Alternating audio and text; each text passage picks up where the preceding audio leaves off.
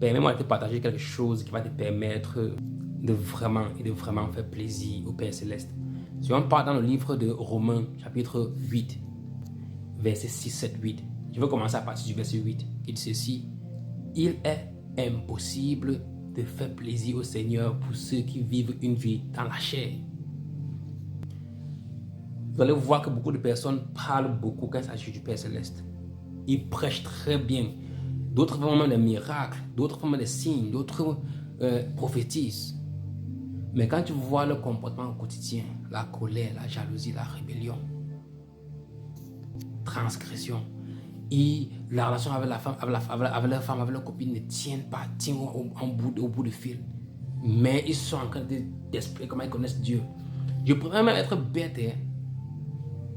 Crois-moi, je préfère être bête que je ne connais rien, je ne connais vraiment rien. Mais je suis humble devant le Seigneur. J'ai une intimité vraie avec le Seigneur. Que d'être un riche millionnaire ou bien millionnaire, être un bon prophète, être un bon pasteur et ta propre relation avec le Seigneur ne tient pas. Parce que je ne comprends pas comment une personne peut me dire qu'il ne comprend pas la voix du Seigneur. Le Seigneur parle à tout moment, tous les jours.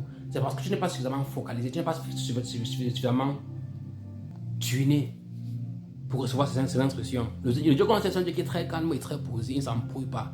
Alors si tu es toujours en train de courir à gauche, à droite, stressant de tous les côtés, tu vas manquer beaucoup de fois où le Seigneur pouvait te dire les petites choses qui pouvaient te sauver, qui auraient pu te sauver beaucoup du temps dans ta vie, beaucoup du temps dans ta journée et vraiment t'éviter beaucoup de problèmes.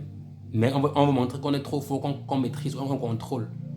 On ne fait pas notre manière. C'est pour ça qu'on se retrouve dans les problèmes.